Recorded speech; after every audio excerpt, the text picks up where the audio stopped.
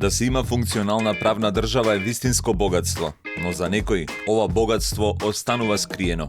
Луѓето со ниски примања и луѓето во социјален ризик имаат потреба од бесплатна правна помош за да ги остварат своите права. Меѓу нив е и правото на чиста животна средина.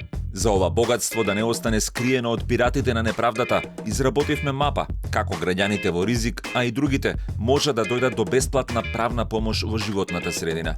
Ова е граѓанинот, опкружен со заштитен зид од закони, правила и институции што ја чуваат неговата околина. Но загадувачите го пробиваат зидот и ја нарушуваат. Кога се прескокнува или се урива законот, тоа е неправда. Архуската конвенција, подпишана и ратификувана од нашата земја, предвидува дека секој има пристап до правда при загрозувањето на животната средина. Затоа е најдобро да ја отвориме мапата. Може да се следи скратениот пат и да се оди директно на суд. Но овој пат има многу пречки, како обезбедувањето докази и вештачења што може да чинат десетици илјади евра. Се враќаме на почетокот и тргнуваме по патот на бесплатната правна помош. Прво влегуваме во предворието на примарната помош. Тука ќе ги најдеме Министерството за правда и неговите подрачни одделенија, правните клиники на универзитетите и овластените здруженија за пружање правна помош. Секој човек има право на примарна помош, која што се состои од објаснување дали проблемот е од правна природа, давање совети и информации, пополнување документи, формулари, барања, вклучително и барање за секундарна помош.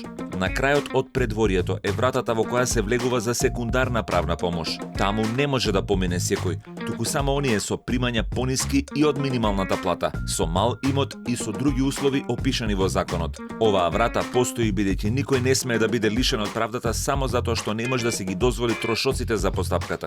На почетокот е шалтерот на Министерството или на подрачното одделение каде што се поднесува барање. 15 чекори, односно 15 дена понатаму, барањето се одобрува ако условите се исполнети. Тогаш се организира средба со овластен адвокат за давање секундарна помош.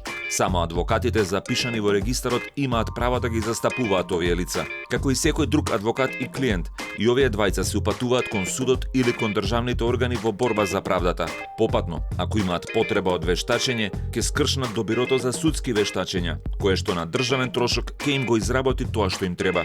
Бесплатната правна помош главно се користи за лични проблеми, но нема никакви пречки таа да се искористи и за нарушување на правата на здрава животна средина, гарантирани со Уставот и со низа закони и правила.